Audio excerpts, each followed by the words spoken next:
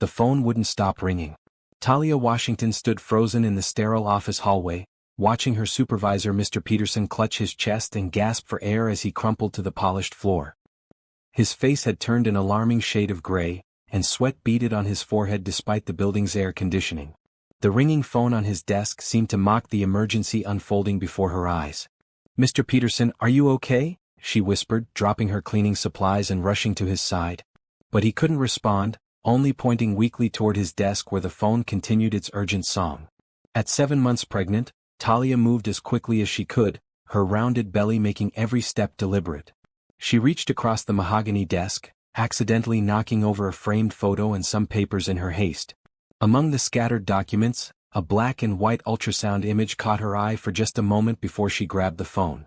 "Hello," she answered breathlessly, her heart pounding from fear and exertion. "Peterson, finally. I've been trying to reach you for an hour." The voice was deep, commanding, and clearly agitated. "Is this ultrasound really yours? The one you left on my desk during our meeting today?" Talia glanced down at the ultrasound photo she'd accidentally uncovered. It showed a tiny baby, perfectly formed, with measurements and dates written along the edges. Her own ultrasound was tucked safely in her purse, but this one looked remarkably similar. She started, then looked back at Mr. Peterson, who was now trying to sit up against the wall, his breathing still labored. "Look, I don't care about your personal life, but when you leave something like this in my office it makes me think. My assistant mentioned you've been having money troubles. Medical bills are expensive, especially for a baby. I want to help." The words hit Talia like a physical force. Help. When was the last time someone had offered to help her with anything? She worked 3 jobs to make ends meet, lived in a tiny apartment with a leaking roof, and hadn't been to a doctor in 2 months because she couldn't afford it. But what kind of person were you raised to be? Would you really let pride stand in the way of getting help for your unborn child? If you believe that sometimes strangers can be angels in disguise, subscribe now and tell me in the comments what you would do in Talia's situation. "Sir, I think there's been a mistake," Talia began, but her voice caught in her throat as she watched Mr. Peterson struggle to his feet. "What kind of mistake? You're Peterson, aren't you? You work for Hartwell Industries as a supervisor." Talia looked at her supervisor, who was now leaning heavily against the wall, gesturing for her to help him. She realized the caller must think she was Mr. Peterson's wife or someone close to him. "The ultrasound," the voice continued, "it's yours, right? 7 months along from what I can see." Talia's hand instinctively moved to her belly. 7 months was exactly how far along she was. The coincidence sent a chill down her spine. "Yes," she whispered, not entirely lying. Her own baby was indeed 7 months along. "Good. I'm Jonathan Mitchell, CEO of Mitchell Industries. Your husband has been working with my company on the Hartwell account. He mentioned during our meeting that his family was going through financial difficulties due to medical expenses." Jonathan Mitchell. Even Talia, who rarely had time to follow business news, knew that name. He was one of the youngest billionaires in the city, known for his technology empire and, according to the gossip magazines she occasionally glimpsed at the grocery store, his generous philanthropy. "Mr. Peterson isn't." She started, then stopped. Mr. Peterson was motioning frantically for her to continue the conversation while he caught his breath. "Look, I don't usually get involved in my associates' personal lives, but something about seeing that ultrasound touched me. Maybe it's because I never had a proper family growing up. I want to make sure your baby gets the best possible start in life." Talia's eyes filled with tears.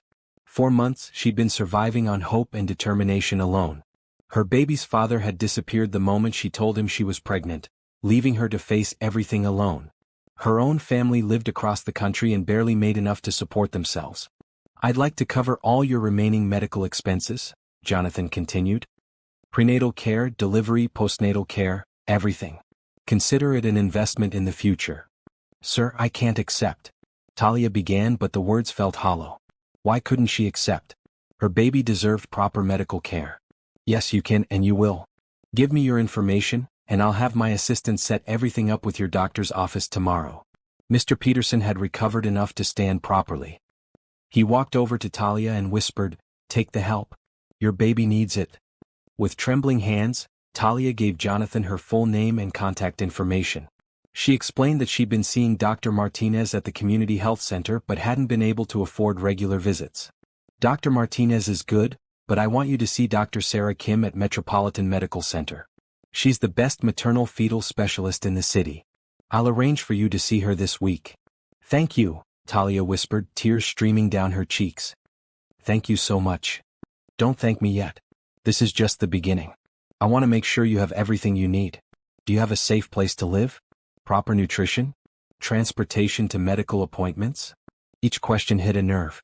Her apartment was barely habitable, she often skipped meals to save money, and she'd been taking 3 buses to get to medical appointments when she could afford them. I manage, she said quietly.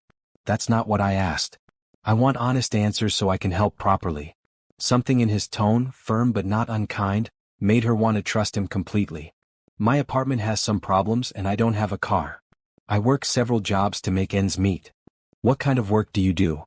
Talia glanced at Mr. Peterson, who nodded encouragingly. I clean offices at night, work at a diner during the day and do some bookkeeping on weekends. There was a long pause. You're working 3 jobs while 7 months pregnant? I have to. The baby needs things and medical bills are expensive even with the payment plans. Not anymore. I'm going to arrange for a car service to take you to all your appointments. And I want you to cut back on work. Stress isn't good for the baby. Sir, I appreciate your generosity, but I can't just stop working. I have rent and bills and...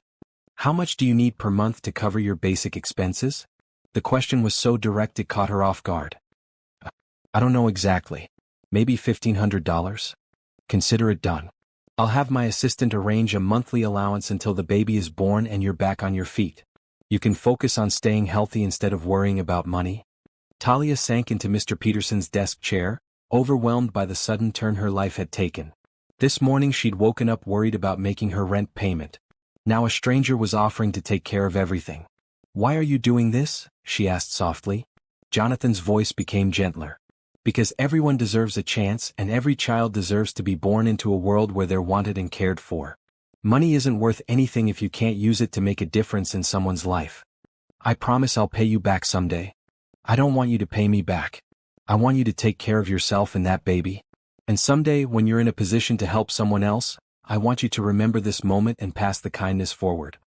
After they hung up, Talia sat in silence for several minutes. Mr. Peterson had gone to get some water and was feeling much better.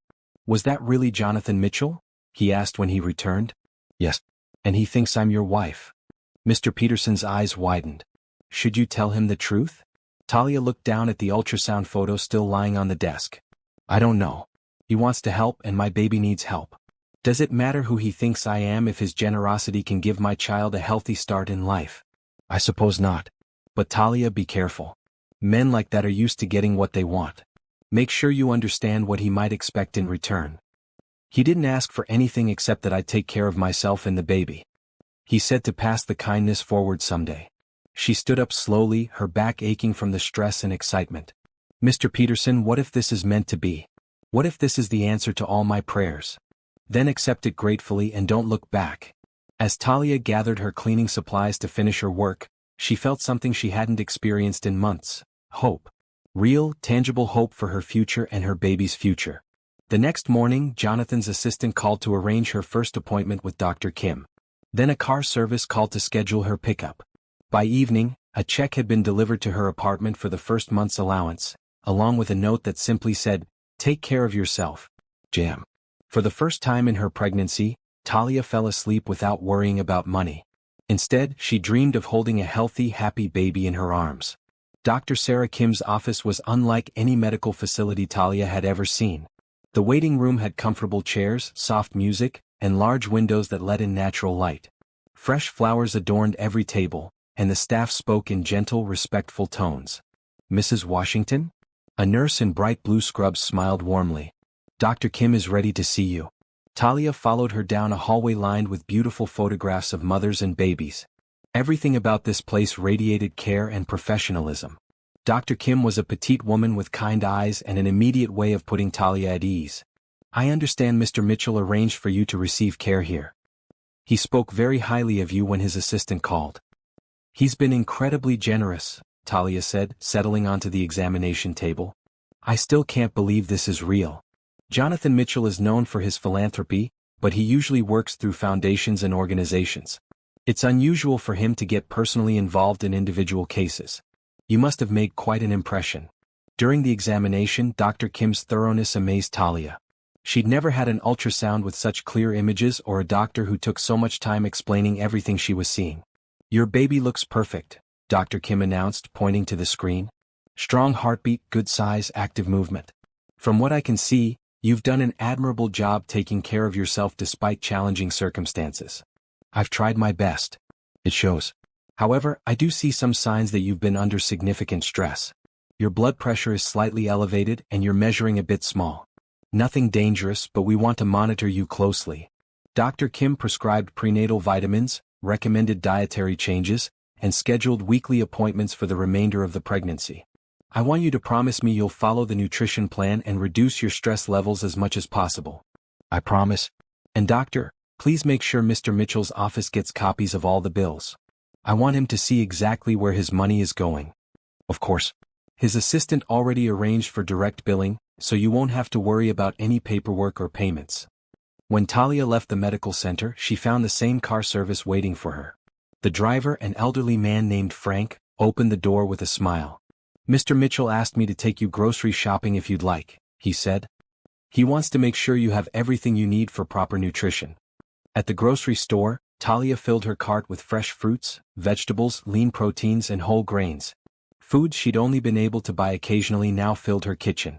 As she unpacked everything in her small apartment, she couldn't stop smiling. That evening her phone rang. The caller ID showed a number she now recognized. "How did your appointment go?" Jonathan's voice was warm with genuine interest. "Wonderfully. Dr. Kim is amazing and she says the baby looks perfect. I can't thank you enough." "Good. I'm glad to hear it. Did you get groceries?" "Yes, Frank helped me shop. I haven't had fresh salmon in months." Jonathan chuckled. "Salmon is excellent for brain development. What else did Dr. Kim recommend?" They talked for nearly an hour about the appointment, Talia's health, and her plans for the remaining weeks of pregnancy. Jonathan asked thoughtful questions and listened carefully to her answers. "I have a confession," he said finally. "I called Peterson today to check on how you were doing and he told me something interesting." Talia's heart stopped. "What did he tell you?" "He said his wife died 3 years ago and he never remarried. He also said the ultrasound picture I saw was from his desk drawer, a memento from when his late wife was pregnant with their son." The silence stretched between them. Talia felt her face burn with embarrassment and fear. "You're not his wife, are you?" Jonathan's voice was gentle, not accusatory. "No," she whispered. "I'm not. I work as a night janitor in his building. When he collapsed and your phone call came, I answered because I was trying to help. When you started talking about the ultrasound and offering help, I didn't know what to say. So you're a janitor who answered a phone call and let me assume you were someone else's wife so I would help with your medical expenses. Put that way it sounded terrible." "Yes, I'm sorry.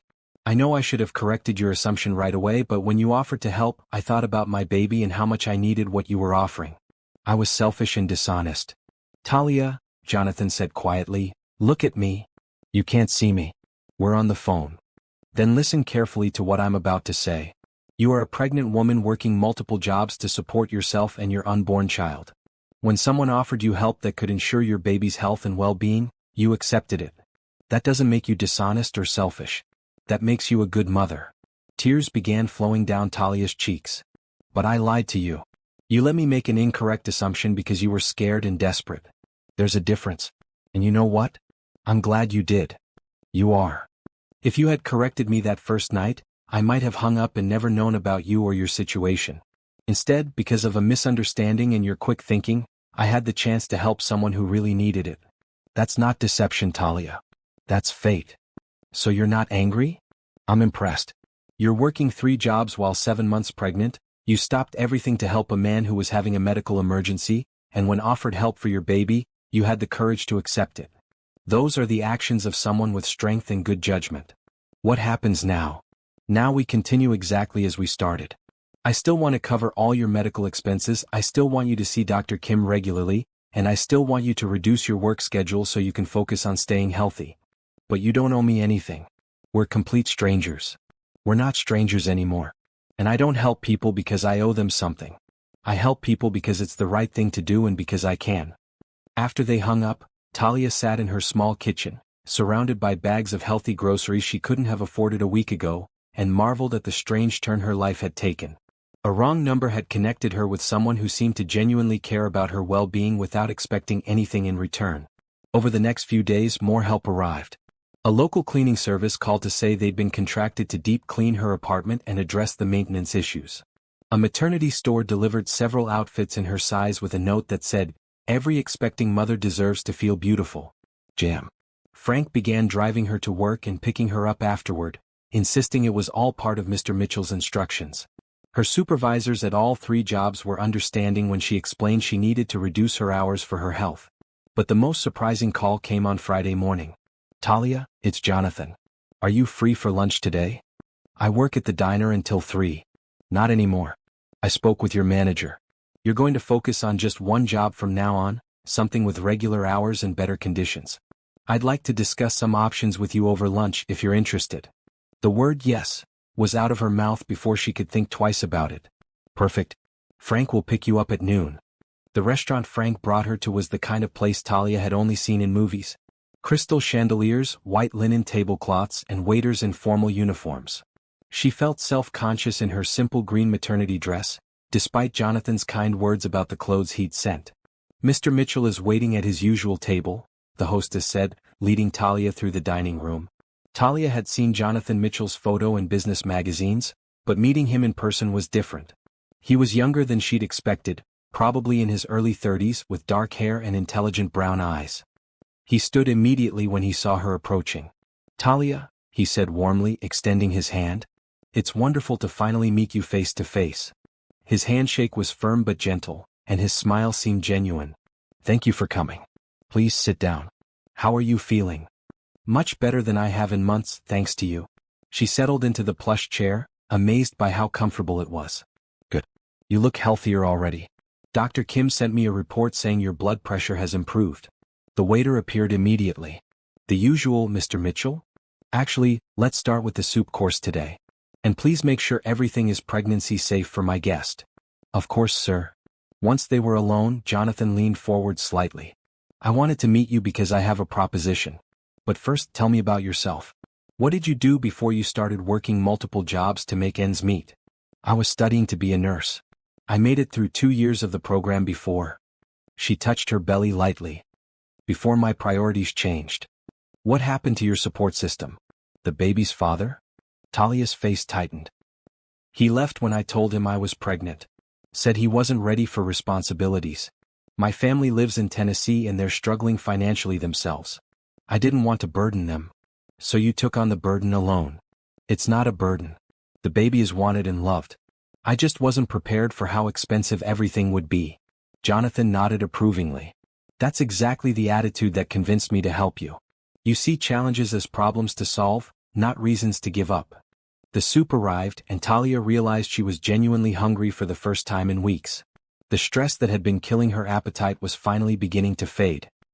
"Here's what I'd like to propose," Jonathan said between spoonfuls of soup.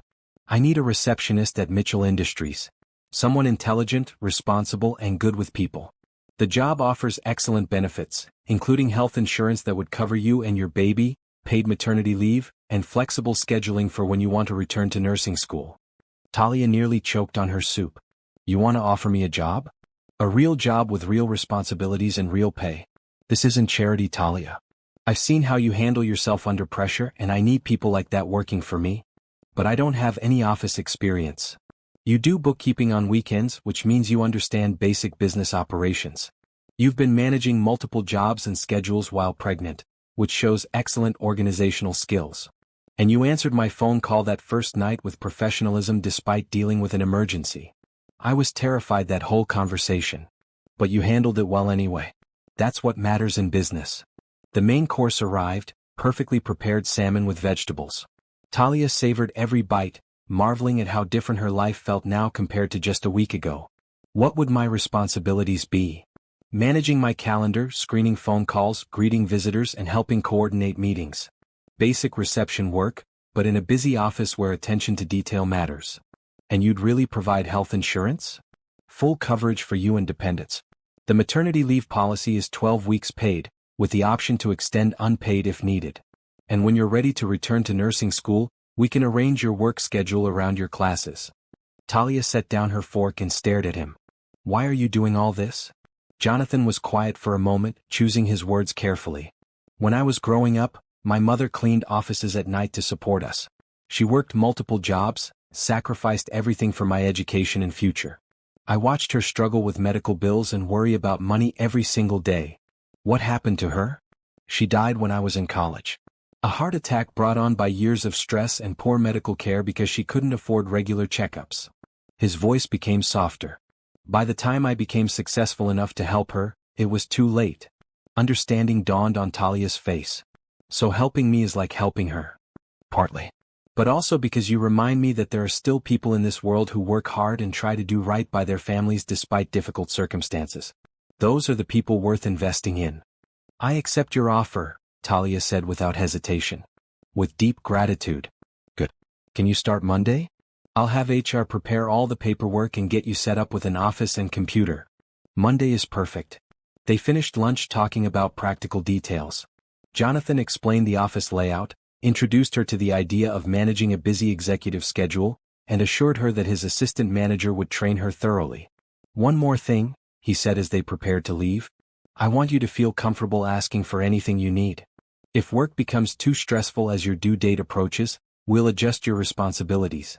If you need time off for medical appointments, take it. This job is meant to make your life easier, not harder.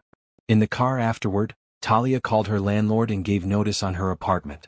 Jonathan had arranged for her to move into a safer, more comfortable place closer to the office. Everything was happening so fast, but for the first time in months, the changes in her life felt positive instead of overwhelming. That evening she called her mother in Tennessee. Mama, you're not going to believe what's happened to me. After explaining everything, her mother was quiet for a long time. Baby girl, this sounds too good to be true. Are you sure this man doesn't expect something in return? He's been nothing but respectful and kind. He offered me a real job with real responsibilities. I think he just understands what it's like to struggle. Well, you've always been a good judge of character. If your instincts say he's trustworthy, then I trust your judgment. But promise me you'll be careful. I promise, Mama. And maybe soon I'll be able to fly you out here to meet your grandchild. I'd like that very much. After hanging up, Talia sat in her small apartment, packing her few belongings into boxes Jonathan's movers would collect tomorrow. She picked up the ultrasound photo from her last appointment, showing a baby who looked healthy and strong. We're going to be okay, she whispered to her unborn child. Better than okay. We're going to have a real life. Monday morning arrived with autumn sunshine streaming through the windows of Talia's new apartment. The place Jonathan had found for her was like stepping into a different world. 2 bedrooms, a modern kitchen, a living room with space for a nursery corner, and best of all, no leaking roof or broken appliances. Frank arrived precisely at 8 o'clock to drive her to Mitchell Industries for her first day of work. Nervous? He asked, glancing at her in the rearview mirror. Terrified, Talia admitted, smoothing her new maroon maternity blouse. I keep thinking I'm going to wake up and discover this was all a dream. Mr. Mitchell doesn't make promises he can't keep. You'll do fine. The Mitchell Industries building was a gleaming tower of glass and steel in the heart of downtown. The lobby buzzed with activity as professionally dressed people hurried to elevators with cups of coffee and briefcases. Jonathan was waiting for her at the reception desk on the 15th floor, talking with a woman in her 40s who had kind eyes and graying hair pulled back in a neat bun. Talia, perfect timing. I'd like you to meet Rebecca Chin, our office manager. She'll be training you this week. Rebecca smiled warmly and shook Talia's hand. Welcome to Mitchell Industries. I've heard wonderful things about you. Thank you. I'm excited to learn. Jonathan led them to a spacious reception area with a curved desk, comfortable seating for visitors, and large windows overlooking the city. This will be your workspace. Rebecca will show you how everything operates, and I'll check in with you throughout the day to make sure you're comfortable. The morning flew by as Rebecca explained the phone system, showed Talia how to manage Jonathan's calendar, and introduced her to various staff members who would be frequent contacts. Everyone was welcoming and professional. Mr. Mitchell is different from other executives I've worked for, Rebecca confided during lunch. He actually cares about his employees as people, not just workers. He's been incredibly kind to me. He mentioned you're expecting. How far along are you? 7 months. Mr. Mitchell arranged for me to see Dr. Kim at Metropolitan Medical. Rebecca's eyebrows rose. Dr. Kim is excellent. My daughter had complications with her pregnancy last year, and Dr. Kim saved both her life and the baby's life. You're in the best possible hands. The afternoon brought a steady stream of visitors, phone calls, and calendar adjustments. Talia discovered she had a natural talent for managing multiple tasks while maintaining a calm, professional demeanor. At 5 o'clock, Jonathan appeared at her desk. How was your first day? Busy but wonderful. Everyone has been so welcoming. Any problems or concerns? Just one small thing. I noticed you have a meeting scheduled with Peterson Industries next week. That's where I used to work as a janitor. Will that be awkward? Jonathan considered this. Not at all. You're here because of your qualifications and potential, not because of any connection to Peterson Industries. If anything, Mr. Peterson should be proud that someone from his building has moved on to bigger opportunities. I hadn't thought of it that way. Talia, I want you to understand something important. You belong here not because I'm doing you a favor, but because you've earned this position. Don't let anyone, including yourself, make you feel otherwise. Over the next few weeks, Talia settled into her new role with growing confidence. She learned to anticipate Jonathan's needs, managed his complex schedule with skill, and earned respect from colleagues and clients alike. The changes in her life were remarkable. Regular medical care with Dr. Kim showed that her blood pressure had normalized and the baby was thriving. Her new apartment felt like a real home. The steady paycheck and excellent benefits gave her security she'd never experienced. But perhaps the most significant change was her growing friendship with Jonathan. Their conversations had evolved from polite professional exchanges to genuine discussions about books, current events, and their hopes for the future. You seem different lately, Rebecca observed one afternoon. More confident. I feel different. For the first time in my adult life, I'm not worried about making ends meet. It's liberating. Mr. Mitchell mentioned you want to return to nursing school eventually. Once the baby is a little older and I can manage both school and work. He's promised to arrange my schedule around classes. He keeps his promises.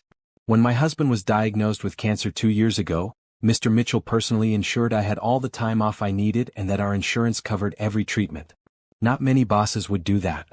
That evening, Talia was organizing files when Jonathan stopped by her desk. Working late. Just finishing up some filing. I wanted everything perfect for tomorrow's board meeting. The files can wait. You should go home and rest. I don't mind staying. I'm grateful to have work that matters. Jonathan sat down in one of the chairs facing her desk. Can I ask you something personal? Of course. Do you ever hear from the baby's father? Talia's expression tightened slightly. No, and I don't expect to. He made his position very clear. That must be difficult. At first it was. But now I think the baby and I are better off without someone who didn't want to be part of our lives. You're probably right. Children deserve parents who choose to be there, not parents who feel obligated. Did your father choose to be there for you? My father left when I was 5. Said providing for a family was too much responsibility. Jonathan's voice was matter-of-fact, but Talia could hear old pain underneath. My mother never spoke badly of him, but I could see how much his absence hurt her. I'm sorry. It worked out for the best. It taught me that being a parent is a choice you make every day, not just a biological fact. Is that why you've never married or had children? Jonathan smiled. Who says I haven't thought about it? I just haven't found the right person to build that life with. Something in his tone made Talia look at him more closely. There was warmth in his eyes that hadn't been there when they'd first met. You will, she said softly. Someone who deserves your kindness. I hope so. And Talia, I hope you know that whatever happens in the future, you and your baby will always have my support. Not because of how we met, but because you've become important to me. The words hung in the air between them, loaded with meaning neither of them was quite ready to examine. Thank you, Talia whispered. For everything. After Jonathan left, Talia sat quietly at her desk, processing his words. The connection between them was growing stronger each day, but she wasn't sure if she was reading the signals correctly or simply projecting her own growing feelings onto his kindness. What she did know was that for the first time since learning she was pregnant, she felt genuinely hopeful about the future. Not just surviving but thriving. 3 weeks later, Talia was settling into a comfortable routine when her phone buzzed with a text from Jonathan. Emergency board meeting moved to this afternoon. Can you stay late to help prepare materials? Of course, she texted back, then called Frank to let him know she'd need a later pickup. By 7 o'clock, most of the office had emptied out, leaving just Talia and Jonathan working to organize presentation materials and coordinate conference calls with board members in different time zones. I'm sorry to keep you so late, Jonathan said, loosening his tie as they worked side by side in his office. Especially in your condition. I'm pregnant, not fragile. Besides, I like feeling useful. You're more than useful, Talia. You've become indispensable. Rebecca told me she's never seen someone master this job so quickly. They worked in comfortable silence for a while, Talia organizing documents while Jonathan made notes on his laptop. The city lights twinkled outside his floor-to-ceiling windows, creating an intimate atmosphere. Can I ask you something? Talia said suddenly. Always. Why did you really offer me this job? And please don't say it's just because I remind you of your mother. Jonathan stopped typing and looked at her carefully. You want the honest answer? I always want the honest answer. That first phone call, when you were trying to help Mr. Peterson while talking to a complete stranger about medical bills and pregnancy, you handled everything with such grace under pressure. Most people would have panicked or hung up. You stayed calm and did what needed to be done. I was terrified. But you didn't let terror stop you from helping someone or from accepting help when it was offered. That kind of character is rare. Talia felt warmth spread through her chest. Thank you for seeing something in me that I didn't see in myself. What do you mean? Before I met you, I felt like I was barely surviving.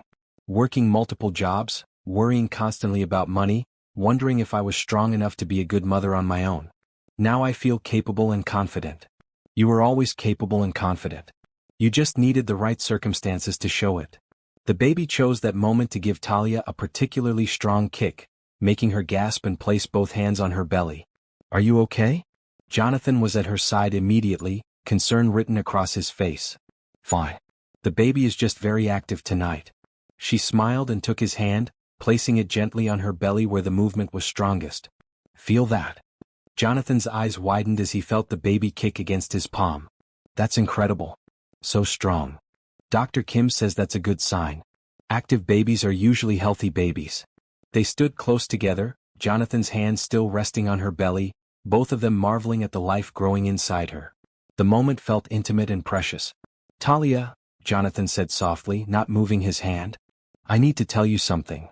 Before he could continue, his office door opened and Rebecca walked in carrying takeout bags. I thought you two might be hungry, she said, then stopped short when she saw their position. Oh, I'm sorry. I didn't mean to interrupt. Jonathan stepped back quickly, his cheeks slightly flushed. You're not interrupting anything.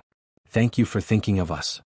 But as they ate dinner and finished the evening's work, Talia couldn't stop thinking about what Jonathan had been about to say and the way he'd looked at her when he felt the baby move.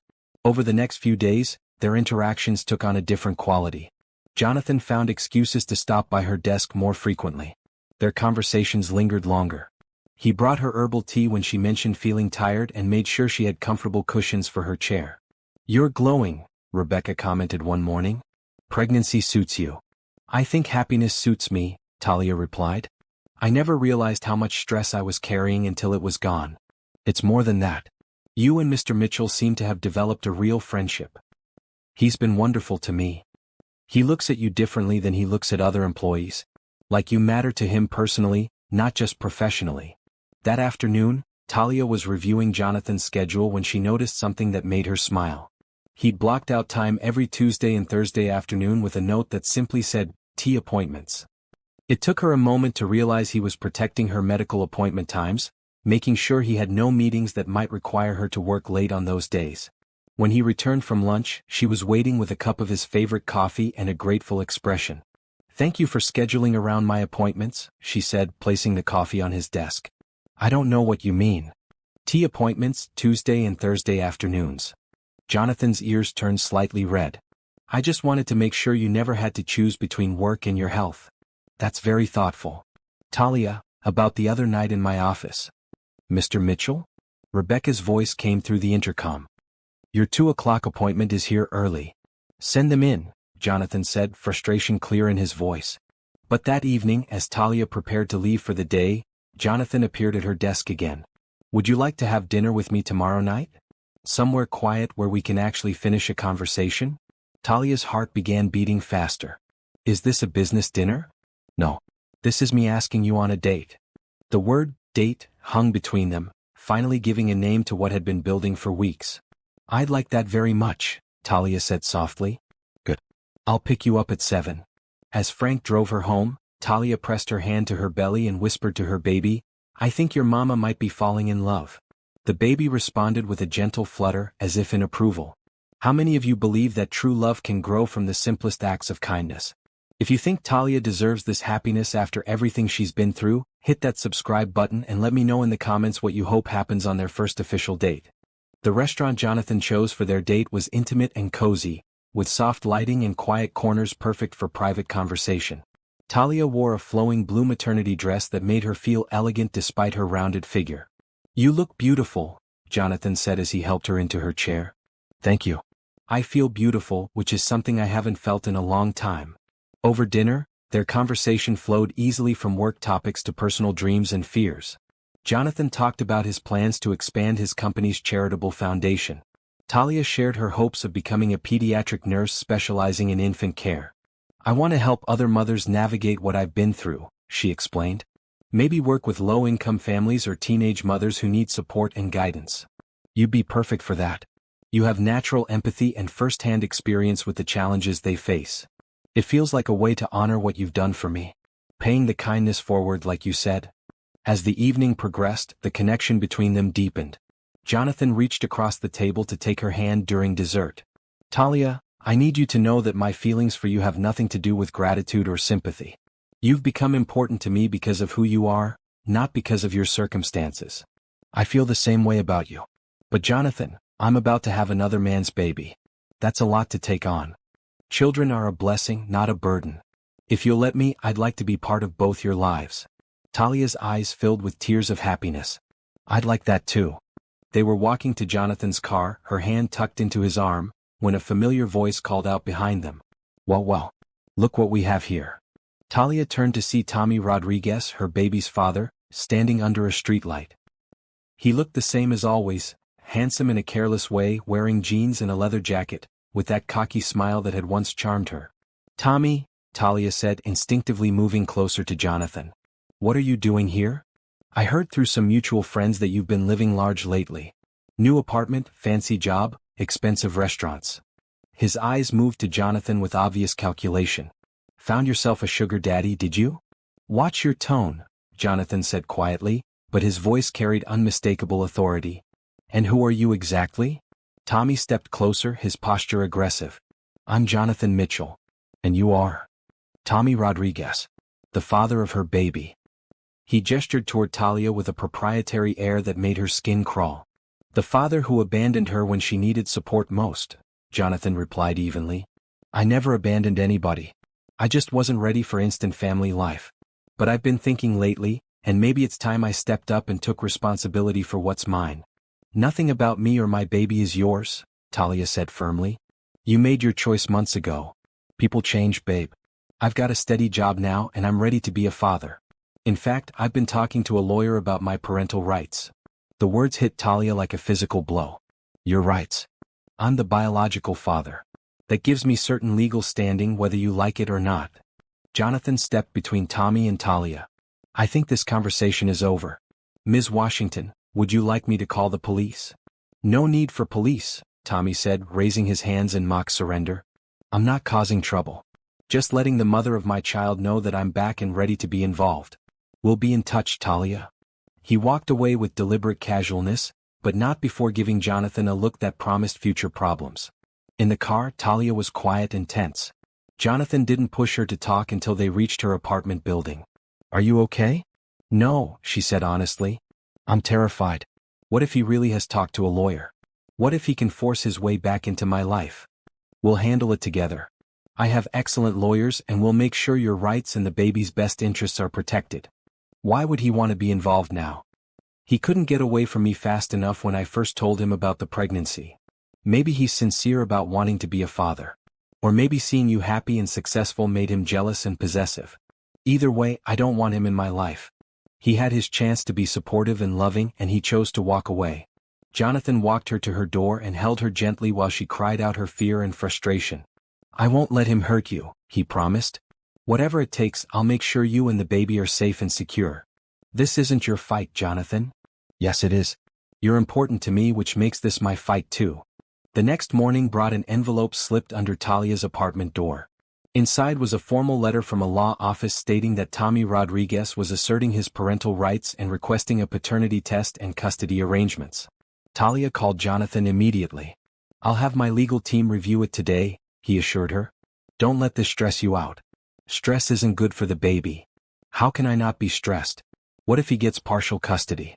What if I have to share my child with someone who never wanted her in the first place?" "Talia, listen to me. Courts care about the best interests of the child. You're a stable, employed mother with excellent prenatal care and a strong support system. He's someone who abandoned you during pregnancy and only showed interest when he learned you were doing well. Any judge will see the difference." At work, Talia found it difficult to concentrate. Rebecca noticed her distress and offered support, as did several other colleagues who'd grown fond of her. "Mr. Mitchell told us what happened," Rebecca said during lunch. "The whole office is behind you. I feel like I'm bringing my personal drama into the workplace." "Nonsense. Your family here. When family has problems, we all help solve them." That afternoon, Jonathan's lead attorney, Patricia Williams, came to the office to meet with Talia. She was a sharp-eyed woman in her 50s who radiated competence and determination. "I've reviewed the letter from Mr. Rodriguez's attorney," she said. "It's a fairly standard paternity and custody filing, but there are some things working in your favor." "Like what?"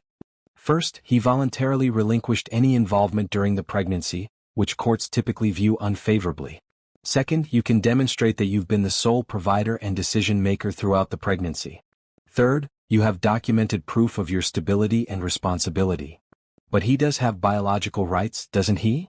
Biological connection is just one factor courts consider. They're more interested in what's best for the child's welfare and development." Patricia outlined a legal strategy that focused on Talia's fitness as a mother and Tommy's abandonment during pregnancy. She also suggested documenting any interactions with Tommy to establish a pattern of his behavior and motivations. "I want you to be prepared for the possibility that he may receive some visitation rights," Patricia warned. "But we'll fight for arrangements that prioritize the baby's safety and your peace of mind." That evening, Jonathan took Talia to dinner at a quiet bistro near her apartment. "How are you handling all this?" he asked gently. "Better than I expected, thanks to you and Patricia.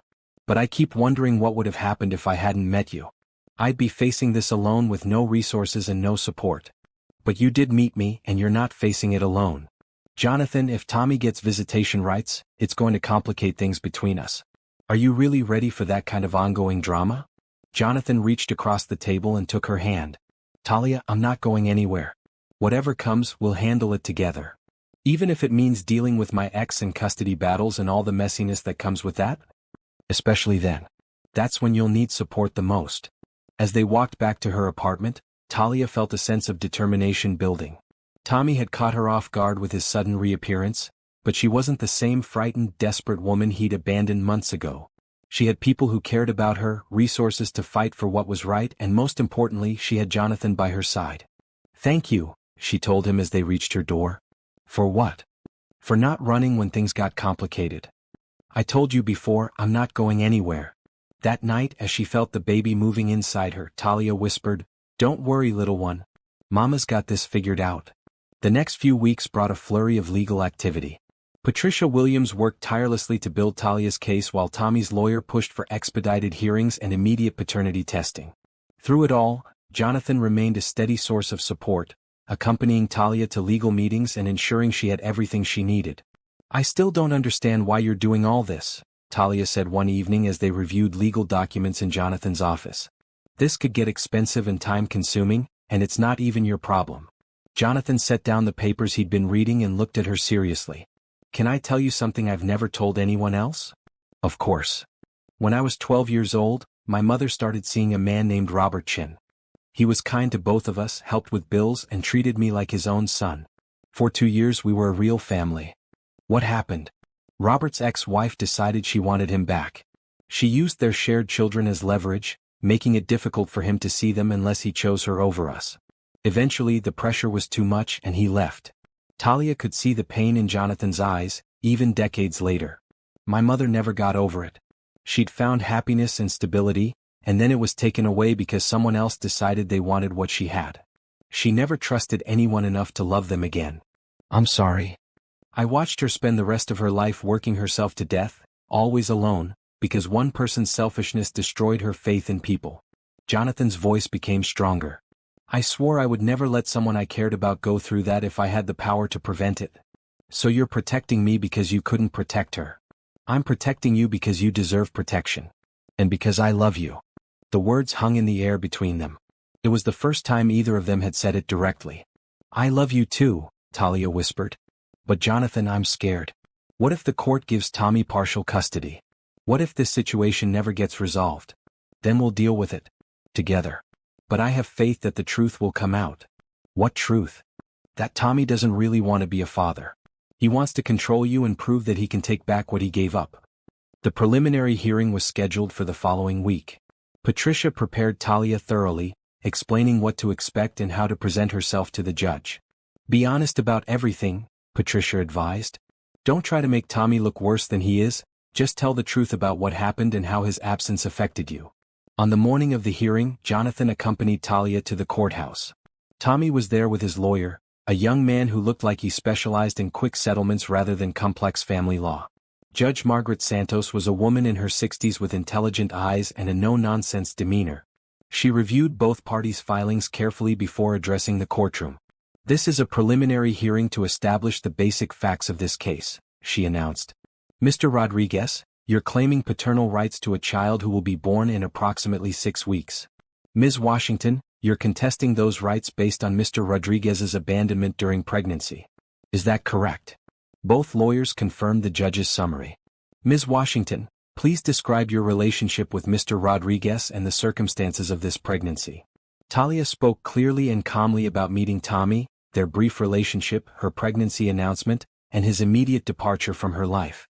Did Mr. Rodriguez provide any financial or emotional support during your pregnancy? No, Your Honor. I haven't heard from him once since the day I told him I was pregnant until he approached me at a restaurant 3 weeks ago. Mr. Rodriguez, why didn't you provide support during the pregnancy? Tommy's lawyer whispered something to him before he answered. I was young and scared, Your Honor. I needed time to process the information and figure out what kind of father I could be.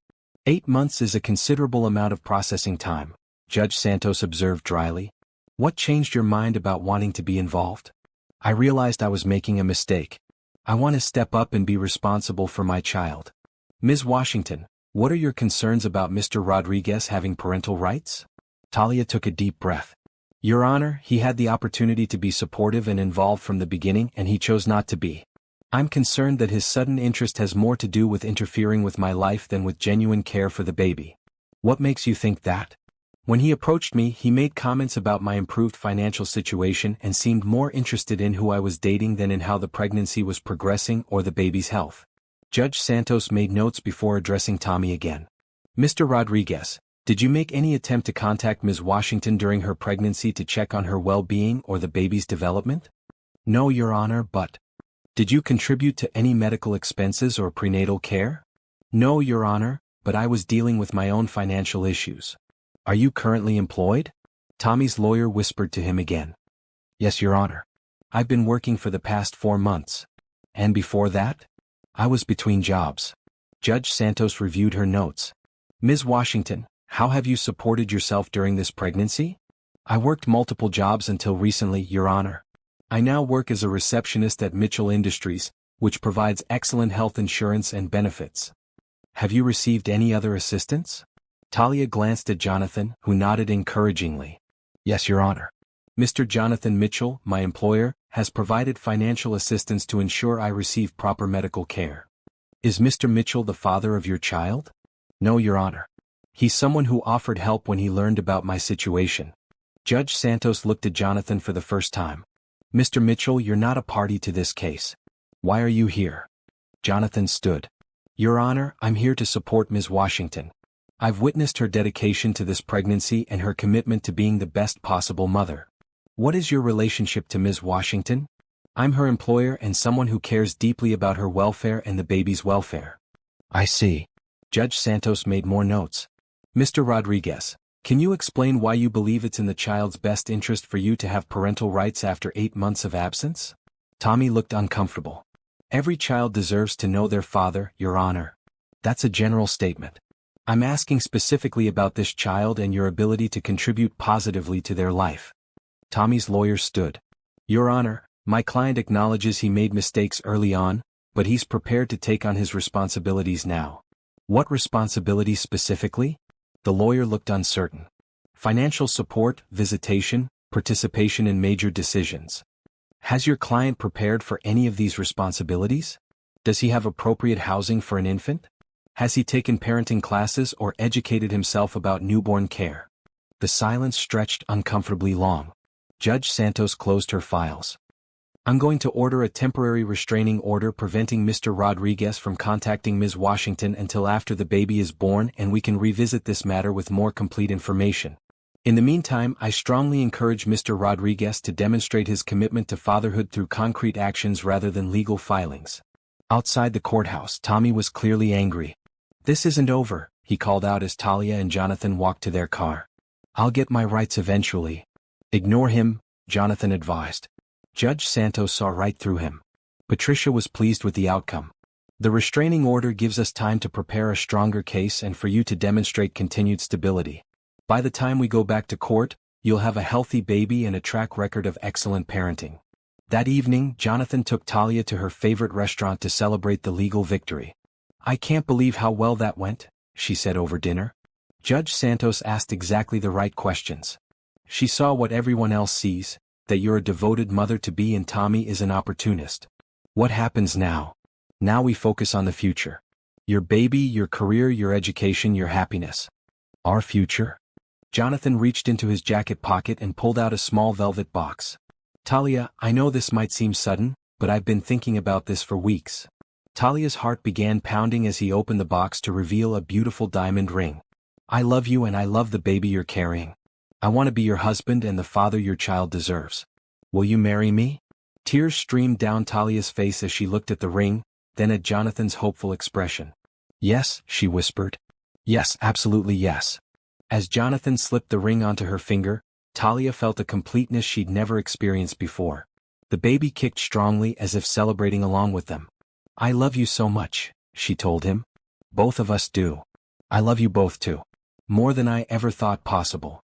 The engagement ring caught the light as Talia typed, creating tiny rainbows across her computer screen. 3 weeks had passed since Jonathan's proposal, and the happiness hadn't faded. If anything, it had grown stronger as they made plans for their future together. The wedding planner called, Rebecca mentioned, stopping by Talia's desk with a cup of herbal tea. She has some questions about the ceremony timeline. Thank you. We're trying to keep everything simple since I'm due in 3 weeks. Simple but beautiful. Mr. Mitchell has been glowing lately. I've never seen him this happy. It was true. Jonathan seemed lighter, more relaxed, as if finding love had lifted a weight from his shoulders that he'd carried for years. Talia? Dr. Kim's office was calling. This is Jennifer from Dr. Kim's office. We need to schedule your weekly appointment. Of course. Is Thursday afternoon still available? Actually, Dr. Kim would like to see you tomorrow if possible. Your last blood work showed some changes she wants to monitor more closely. Talia's hand instinctively moved to her belly. What kind of changes? Nothing dangerous, just some indicators that you might deliver earlier than expected. She wants to discuss the signs to watch for and make sure you're prepared. After hanging up, Talia found Jonathan in his office reviewing quarterly reports. Dr. Kim wants to see me tomorrow. She thinks the baby might come early. Jonathan immediately closed his laptop. How early? She didn't say. The nurse mentioned it's nothing dangerous, just that I should be prepared. I'm coming with you to the appointment. You don't have to. I know you have the board presentation tomorrow. The board presentation can wait. This is more important. The next day, Dr. Kim examined Talia thoroughly and reviewed her latest test results. Everything looks good, she assured them. The baby is healthy and fully developed. Your blood pressure and other indicators suggest you might go into labor within the next week or two, which is perfectly normal for a first pregnancy. Is there anything we should be concerned about? Jonathan asked, holding Talia's hand. Not at all.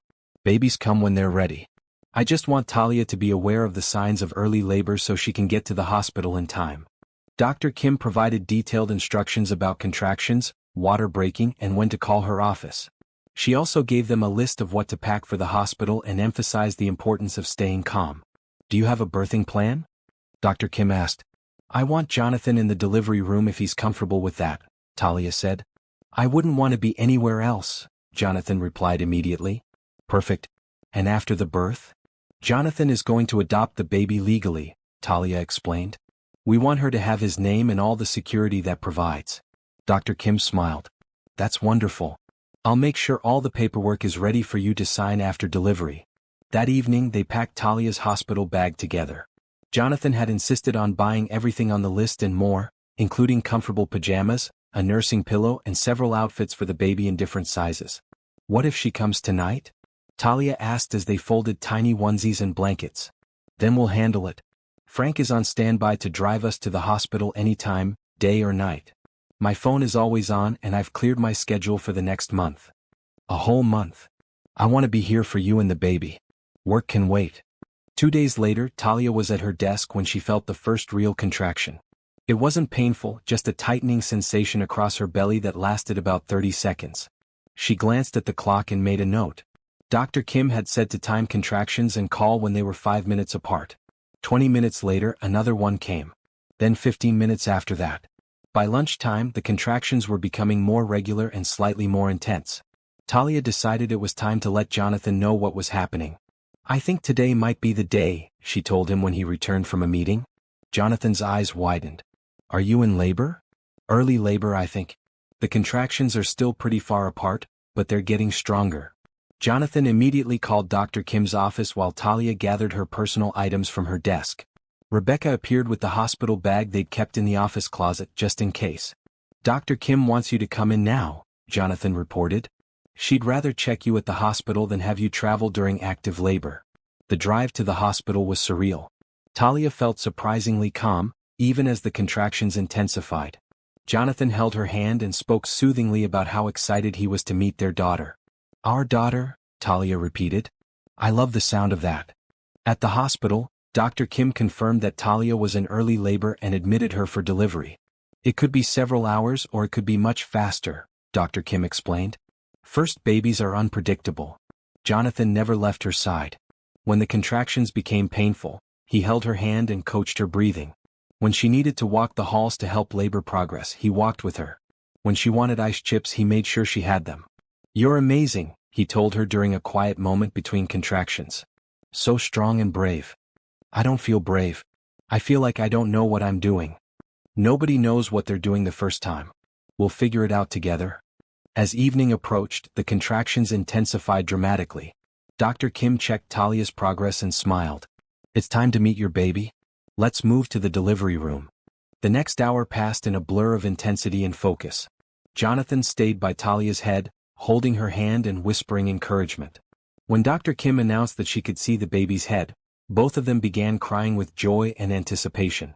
One more push, Talia, Dr. Kim encouraged. Your daughter is almost here.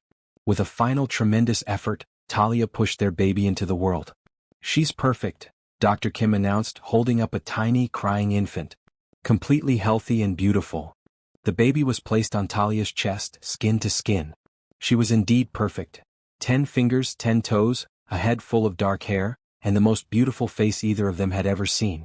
Hello, sweetheart, Talia whispered through tears. I'm your mama. Jonathan leaned over them both, his own cheeks wet with tears. And I'm your daddy. We've been waiting so long to meet you. The baby's crying subsided as she heard their voices, and her tiny hand grasped Talia's finger. What's her name? Dr. Kim asked as she completed the necessary medical procedures. Talia and Jonathan had discussed names for weeks, but looking at their daughter, they both knew immediately. Grace, Talia said. Grace Mitchell. Grace Michelle Mitchell, Jonathan added, wanting to honor Talia in the name as well. Perfect, Dr. Kim agreed, filling out the birth certificate paperwork. Later, as Talia rested in her recovery room with Grace sleeping peacefully in her arms, Jonathan sat beside them, marveling at how complete his life felt. Thank you, he whispered to Talia. For what? For answering that phone call months ago. For trusting me enough to accept help. For letting me be part of this incredible journey. Thank you for seeing something worth saving in a desperate pregnant woman. I saw someone worth loving. And I was right. Grace stirred and opened her eyes, looking up at both of them with serious, alert expression. I think she approves of us, Talia said softly. She better. We're going to love her for the rest of our lives. 2 weeks after Grace's birth, life had settled into a rhythm of feedings, diaper changes, and moments of pure joy watching their daughter discover the world. Talia was recovering beautifully, and Jonathan had proven to be a natural father, waking for night feedings and changing diapers with patience and skill. They were at home on a quiet Tuesday morning when the doorbell rang. Jonathan answered it to find a process server with another legal document. Thomas Rodriguez versus Talia Washington and Jonathan Mitchell, the server announced, handing Jonathan the papers. Talia's heart sank as Jonathan read the filing. Tommy was not only asserting his parental rights but also claiming that Jonathan had used his wealth to manipulate the legal system and alienate him from his biological child. "He's demanding immediate paternity testing and supervised visitation," Jonathan reported grimly. "And he's asking the court to investigate our relationship, claiming it's a sham designed to keep him from his daughter. But Grace isn't even his daughter legally. You're on her birth certificate. That doesn't matter if he's the biological father. The court will still consider his rights." Patricia Williams arrived within an hour to review the new filing and develop a response strategy. "This is more aggressive than his first attempt," she noted. "He's brought in a different lawyer, someone with more experience in custody battles." "What does that mean for us?" Talia asked, holding Grace protectively. "It means we need to be prepared for a real fight. The good news is that you're now married, you have a stable home, and Grace is thriving. The bad news is that biological fathers do have legal standing, even when they've been absent." Over the next few days, Tommy's new legal strategy became clear. His lawyer filed motions requesting financial records, claiming Jonathan had purchased Talia's affection and was using his wealth to deny Tommy access to his child. Worse, word of the custody battle leaked to the local media. A gossip blogger picked up the story, painting it as a dramatic love triangle involving a billionaire, a pregnant janitor, and her abandoned boyfriend. "Tech mogul's pregnant employee, love or lawsuit?" read the headline that appeared online. "I'm so sorry," Talia told Jonathan as they read the article together. "This is exactly what you didn't need. Bad publicity for your company because of my situation. Don't apologize for other people's actions," Jonathan said firmly. "Tommy is the one creating this mess, not you." But the media attention brought unexpected consequences. Jonathan's business partners began expressing concern about the negative coverage. Some clients questioned whether the personal drama would affect his professional judgment. During a particularly difficult board meeting, one of the senior members addressed the situation directly. "Jonathan, we're concerned about the impact this custody battle might have on Mitchell Industries' reputation. Perhaps it would be better to distance yourself from this situation until it's resolved." "The situation you're referring to is my wife and daughter," Jonathan replied coolly. "I won't be distancing myself from my family for any reason. But surely you can see how this looks from the outside. A wealthy executive swooping in to rescue a pregnant employee, then marrying her and fighting her ex-boyfriend for custody. The optics are challenging. The optics would be worse if I abandoned my family when things got difficult. That's not the kind of man I am, and it's not the kind of company we are." Despite Jonathan's strong stance, the pressure was taking its toll. Talia could see the stress in his face and the way he stayed up late dealing with both legal preparations and business concerns. "Maybe we should settle with Tommy," she suggested one evening as they sat with Grace between them on the couch. "Give him some visitation rights so he'll stop making trouble." "Absolutely not. He doesn't deserve access to Grace, and rewarding his behavior will only encourage more of it." "But it's affecting your work, your reputation?" Jonathan turned to face her fully. "Talia, do you remember what I told you about my mother and Robert Chin?" "Yes." "She gave up her happiness because someone made things difficult. I watched her spend the rest of her life regretting that decision. I won't make the same mistake." The paternity test results arrived the following week, confirming what everyone already knew. Tommy was Grace's biological father. But Patricia had prepared them for this outcome and had built a strong case around his abandonment and their current family stability. "Biology is just one factor," Patricia reminded them. "The court will consider what's best for Grace's emotional and physical well-being."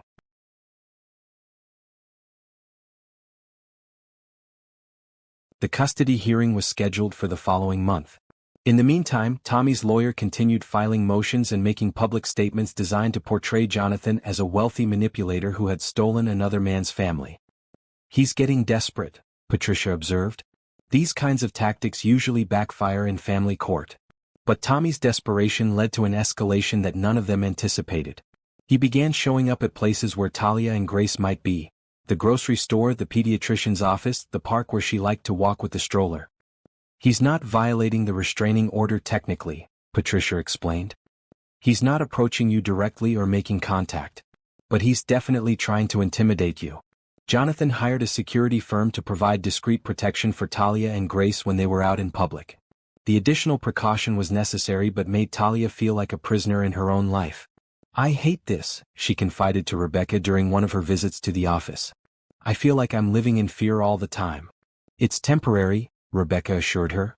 Once the court hearing is over and the judge sees Tommy for what he really is, this will all be finished. But temporary felt like forever when you were living it every day. The breaking point came on a rainy Thursday afternoon. Talia was leaving Grace's pediatric appointment when she found Tommy waiting by her car in the parking garage. We need to talk, he said, not approaching but making it clear she couldn't leave without acknowledging him. Talia's security guard was immediately at her side. Ma'am, would you like me to call the police? That won't be necessary, Tommy said, raising his hands. I'm not breaking any laws. I just want 5 minutes to talk to the mother of my daughter. She's not your daughter, Talia said firmly. You gave up any right to call her that when you walked away. Biology says otherwise. And the court is going to agree with me. What do you really want, Tommy? Money? Because if that's what this is about, we can discuss it through lawyers. Tommy's expression hardened. I want what's mine. And I want your rich boyfriend to understand that he can't buy everything he wants. Jonathan didn't buy anything. He fell in love with me and chose to be Grace's father. Something you couldn't do. We'll see what the judge thinks about that. After Tommy left, Talia sat in her car for several minutes, holding Grace and trying to stop shaking. The confrontation had been brief and technically legal, but it felt like a violation anyway. That evening she told Jonathan what had happened. I'm increasing your security, he said immediately. And Patricia is going to file for a more restrictive restraining order. Jonathan, I'm scared that this is never going to end. What if he keeps finding ways to make our lives difficult forever? He won't. Men like Tommy eventually overplay their hand. He's getting more aggressive because he knows he's losing. But what if he doesn't lose? What if the court gives him visitation rights? Jonathan took her hands in his. Then we'll deal with it. But I have faith that the truth will prevail. Judge Santos has already seen through him once. She'll do it again. That night, as they put Grace to bed in her nursery, Talia found herself hoping Jonathan was right. Their daughter deserved to grow up in peace and security, not in the shadow of a custody battle with someone who had never wanted her in the first place. It's going to be okay, sweetheart, she whispered to the sleeping baby. Mama and Daddy are going to make sure you're safe and loved. Grace slept peacefully, unaware of the legal storm swirling around her young life. Looking down at her perfect, innocent face, Talia felt her resolve strengthen. Whatever it took, she would protect this child and the family they had built together. The courthouse was packed on the morning of the final custody hearing. Word had spread through legal circles that the case involved billionaire Jonathan Mitchell, and several reporters waited outside hoping for dramatic developments. Judge Santos entered the courtroom with her usual no-nonsense demeanor and reviewed the extensive file that had accumulated over the past months. This case has become more complicated than typical custody disputes, she began. Mr. Rodriguez, you're seeking joint custody and significant visitation rights with a child you had no contact with during pregnancy or the first months of her life. Ms. Mitchell, you're asking the court to terminate Mr. Rodriguez's parental rights entirely. These are serious matters that will affect this child for the rest of her life. Tommy's new lawyer, a slick-looking man named Stephen Hayes, stood to present his opening argument. Your Honor, my client acknowledges he made mistakes early in this process. However, he has since recognized his responsibilities and is prepared to be an active, loving father to his biological daughter. The fact that Ms. Mitchell married a wealthy man and now enjoys financial security doesn't erase Mr. Rodriguez's fundamental parental rights. Patricia Williams countered with a calm, factual presentation. Your Honor, Mr. Rodriguez abandoned Ms. Mitchell when she was most vulnerable. He provided no support during pregnancy, showed no interest in the child's well-being, and only surfaced when he learned that she had achieved stability and happiness. His recent behavior, including stalking and intimidation, demonstrates that his motivations are not about the child's best interests. Judge Santos called Tommy to the stand first. Mr. Rodriguez, explain to me why you believe you should have custody rights to this child. Tommy had clearly been coached by his lawyer. Your Honor, I was young and scared when I first learned about the pregnancy. I made the mistake of walking away, but I've grown up since then. I want to be a father to my daughter. What specific steps have you taken to prepare for fatherhood? Tommy looked uncertain. I've gotten a steady job and found a better apartment. Have you taken any parenting classes? No, Your Honor, but I'm willing to. Have you purchased any baby supplies or prepared your home for an infant? Not yet, but I could. Mr. Rodriguez, this baby is now 2 months old. If you truly wanted to be a father, wouldn't you have taken these steps already? Tommy's composure began to crack. I've been dealing with legal issues and trying to get my life together. Legal issues? Tommy's lawyer objected, but Judge Santos overruled. Answer the question, Mr. Rodriguez. I had some minor charges for disturbing the peace and harassment, but they were dismissed. Patricia stood. Your Honor, those charges were related to Mr. Rodriguez's behavior toward my client. He was arrested for following her and making threatening statements. Judge Santos made notes and continued her questioning. Mr. Rodriguez, what do you know about your daughter's current health, development, and needs? Tommy looked blank. She's healthy as far as I know. Has she had her vaccinations? Is she meeting her developmental milestones? Does she have any allergies or medical concerns? I don't know those details. You don't know because you haven't been involved in her care. That's because they won't let me see her. You haven't seen her because you chose not to be involved until it became convenient for you. Judge Santos called Talia to the stand next. Ms. Mitchell, describe your daughter's current living situation and care arrangements. Talia spoke confidently about Grace's routine, her medical care with Dr. Kim, her development milestones, and the loving environment she and Jonathan had created. Your Honor, Grace is thriving. She's meeting all her developmental targets, she's healthy and happy, and she's surrounded by people who have loved her since before she was born. Tell me about Mr. Mitchell's role in your daughter's life. He's been her father in every way that matters. He was with me during labor and delivery, he gets up for night feedings, he changes diapers, he reads to her every night. He's legally adopting her because he wants to be her father completely. How would visitation with Mr. Rodriguez affect your daughter? Talia's voice became stronger. Your Honor, Grace doesn't know Mr. Rodriguez. To her, he's a stranger. Forcing her to spend time with someone who has shown no genuine interest in her well-being would be traumatic and confusing. When Jonathan was called to the stand, his testimony was equally compelling. Your Honor, I didn't marry Talia to keep her from Mr. Rodriguez. I married her because I love her and wanted to build a family together. Grace may not be my biological daughter, but she is absolutely my daughter in every other way. Are you prepared for the financial and emotional responsibilities of raising another man's biological child? She's not another man's child, Your Honor. She's my child. I've been her father since the day she was born, and I'll be her father for the rest of my life. The most damaging testimony came from Dr. Kim, who appeared as a witness for Talia. Your Honor, I've been caring for this family throughout the pregnancy and after birth. Ms. Mitchell was an exemplary patient who prioritized her baby's health despite difficult circumstances. Mr. Mitchell provided crucial support that ensured both mother and baby received excellent care. The baby is thriving in their care. In your medical opinion, would disrupting this child's current living arrangement be harmful? Absolutely, Your Honor. Grace has bonded with her current caregivers. Introducing a stranger into her life at this critical developmental stage could cause significant emotional distress. Tommy's lawyer made a final desperate argument about biological rights and second chances, but it was clear the momentum had shifted completely against them. Judge Santos recessed for an hour to consider her decision. When she returned, her expression was serious but decisive. I've reviewed all the evidence and testimony in this case. While I recognize that biological parentage carries legal weight, the court's primary concern must be the best interests of the child. She looked directly at Tommy.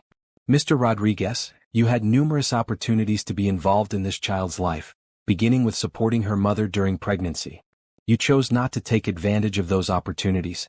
Your recent claims of wanting to be a father are not supported by any concrete actions or preparations. Tommy's face grew red, but he remained silent. Furthermore, your behavior toward Ms. Mitchell since reasserting your parental claims has been inappropriate and concerning. Following her, confronting her in public places, and using legal proceedings to harass rather than genuinely seek the child's best interests demonstrates that your motivations are questionable. Judge Santos turned to Talia and Jonathan. Ms. and Mr. Mitchell, you have provided this child with stability, love, excellent medical care, and a secure home environment. The child is thriving under your care and has bonded with both of you. Therefore, I am terminating Mr. Rodriguez's parental rights entirely and granting Mr. Mitchell's petition for adoption. This child deserves parents who choose to love and care for her, not someone who treats parenthood as a legal claim to be asserted when convenient. The courtroom erupted in quiet celebration from Talia and Jonathan's supporters, while Tommy stormed out with his lawyer trailing behind. Outside the courthouse, Patricia hugged them both. It's over. Tommy has no more legal standing, and Mr. Mitchell's adoption is finalized. Grace is officially and completely your daughter. That evening, they celebrated quietly at home with Grace sleeping peacefully between them on the couch. I can't believe it's really over, Talia said, looking at her wedding ring and then at Jonathan. We can finally move forward without looking over our shoulders. What do you want to do first? Jonathan smiled. I want to take you and Grace on a proper honeymoon. Somewhere beautiful and peaceful where we can just be a family. And after that? After that, I want to watch you go back to school to become the nurse you've always wanted to be. I want to expand our family foundation to help other single mothers in situations like yours. And I want to spend every day loving you and Grace and building the life we've dreamed about. 6 months later, Talia was enrolled in an accelerated nursing program while working part-time at Mitchell Industries. Jonathan had established the Grace Foundation, providing support for pregnant women facing financial hardship. 1 year after Grace's birth, they attended the foundation's first annual fundraising gala. Talia, now a second-year nursing student, gave a speech about the importance of hope and kindness in changing lives. A year ago, I was a pregnant woman working multiple jobs and worried about my future, she told the audience. One phone call, one person's willingness to help, changed everything. Not just for me but for my daughter and now for countless other women who will benefit from your generosity tonight. She looked out at the audience and found Jonathan's eyes. I learned that accepting help isn't weakness, it's wisdom. And giving help isn't obligation, it's opportunity. The opportunity to change someone's entire world with a single act of kindness. Later, as they danced to soft music with Grace sleeping in Jonathan's arms between them, Talia marveled at how different her life looked from just 18 months ago. Do you ever regret it? She asked Jonathan softly. Taking a chance on a desperate pregnant woman? Never. Best decision I ever made. Even with all the drama and legal battles? Especially because of those things. They prove that what we have is real and worth fighting for. Grace stirred and opened her eyes, looking up at both her parents with the serious, intelligent expression that had become her trademark. Hello, beautiful girl, Talia whispered. Mama and Daddy love you so much. Grace smiled, a real smile that lit up her entire face, and reached tiny hands toward both of them. She approves, Jonathan said softly. She should. She has the best daddy in the world. And the strongest, most amazing mother. As they swayed together on the dance floor, surrounded by friends and colleagues who had become family, Talia thought about all the ways her life had changed since that first frightening phone call. She'd learned that sometimes the best things in life come from the most unexpected places, that love can grow from kindness, and that accepting help with gratitude can lead to being able to help others. Most importantly, she'd learned that some phone calls, even wrong numbers, are exactly what they're supposed to be.